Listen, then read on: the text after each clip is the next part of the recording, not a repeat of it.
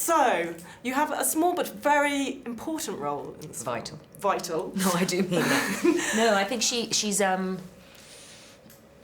catalyst, really, for the latter half of the movie. I think she galvanises Brad's character, Roy, into action. I think she spurs him on to do, really, I think, what he's been destined to do his whole life, I think. You know, one feels that he's been training for this moment, regardless if he's conscious of it or unconscious of it. And she's kind of like outwardly showing that she's kind of pissed off and angry about what's gone on, and, you know, whereas he's very introverted isn't the right word, but, you know, he's like internalising it all, and she's pretty, so there's kind of also this opposite type of scenario going on a little bit with the two of them, isn't there? Yeah, I mean,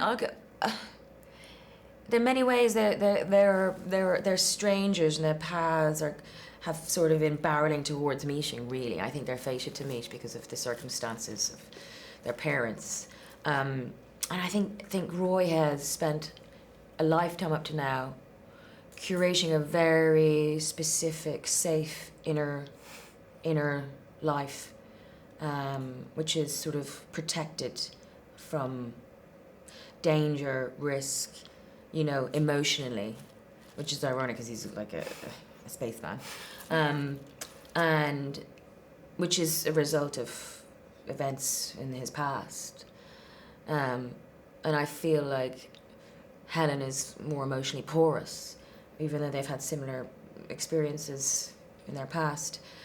And I feel like she is the start of the cracking of the armor that he's built up. And she does it really by just being truthful and honest with him.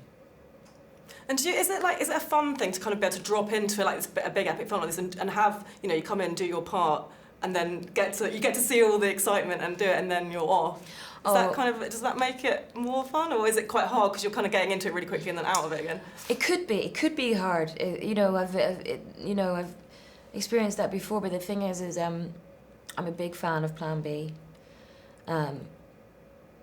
and I've worked with them before, and they really do create a very supportive, kind atmosphere and set, you know, and you do feel as if you've joined a company, you know, in the theatrical sense. So you feel you're always made to, I felt very crucial, you know, to that. And James, of course, I'm a huge admirer of his work, and you do feel as if your contribution is valued, and no matter how big or small your part is that he creates a very collaborative atmosphere. So you feel very, like, safe. And it is nice, because it's at the end of the day, no matter what you do, it's always nice to work with kind people, you know. You don't want to be, like, sort of going through life self-flagellating and being flagellated by everyone else. You want to find an enjoyment and some joy and warmth in what you do. Definitely. And now, okay, imagine, let's say you're at the Oscars, it's 2047. In your goodie bag, you find you've got 2 tickets to space. Yeah. Are you going, first of all? Why not? I mean, it depends. Where in space? Undisclosed. You can choose your destination. You can choose your destination. Yeah. I go to Venus. Why not? And who would you take with you? And you've got a pair of tickets, you see. And it's a long time. We know it takes a long time to get there. I might not have met the person I want to take with me yet. I'll take Selena there, my publicist. God knows she deserves it. She's going to end up for 79 days in a spaceship. So she's very grateful for that. I like that question, though. Doing one of these, isn't it? I know. I'm like, I did my mum's thing where you like make a cross in it. Okay. So you're having a pretty good year so far. How are you feeling like the universe is loving you right now? Loving? As opposed to other years where, listen, I mean, it's rare to have 2 films back up like this, but it's been a few years of hard work, so it's nice just to let them go. Let them go. Let the babies go.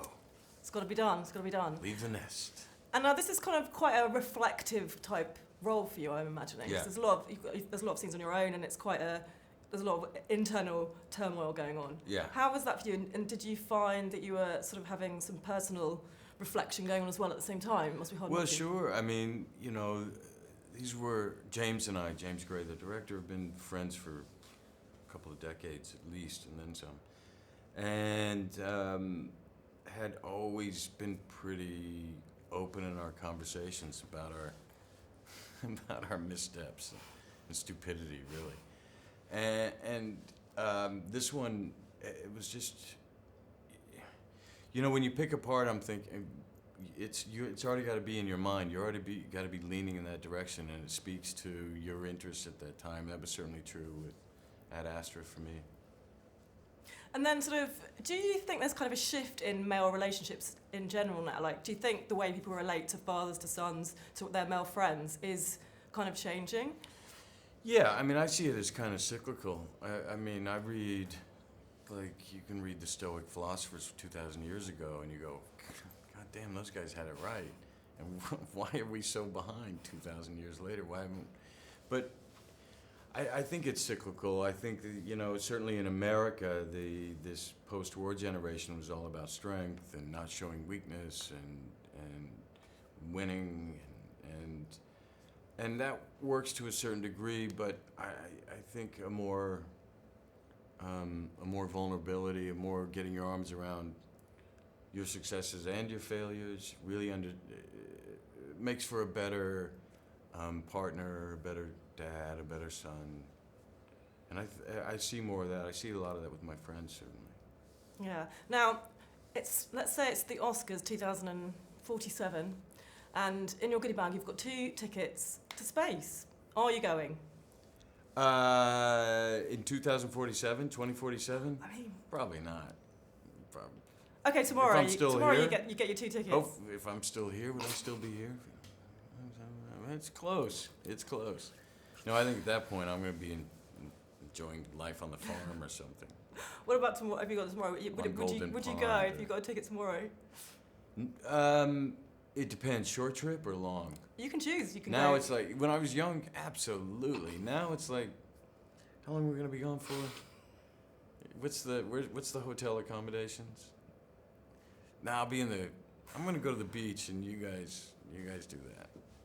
And what about, who would be, you say, like, your sort of unsung heroes in your career, the people that you don't get to credit enough that are integral to your successes, basically? Oh, really? Oh. Wow. Well, funny enough, I do. I have several friends of 30 years that originally started out like a makeup artist who's my dear friend. We've traveled everywhere, and you know, it's something we really looked at once upon a time in Hollywood. You know, those kind of friendships. My agent, my manager, which sound like very cold professions. We all started out very young and finding ourselves, and are very, very tight, well beyond the job description relationship. Yeah, it's nice that you can keep the same people around. Oh, it's amazing. It's amazing. And my dear friends, I love them dearly. Oh, well, thank you And so they much. make it fun, you know? We've got to have fun. You got At the end of the day. You got At the end of the day. Thank you. It's all about that. Thank you. Enjoy the carpet tonight. AP. And London, geographically London, London. and Okay. work-wise AP. That's a great town, London. It is. It really is. is. Although Venice isn't exactly terrible. I'm not having an awful time here. No, it's fantastic. Although I just wish it were a little less hot. Yeah. But You it's- are wearing a black shirt as well, which is, I can talk. I was going to say, what are you wearing?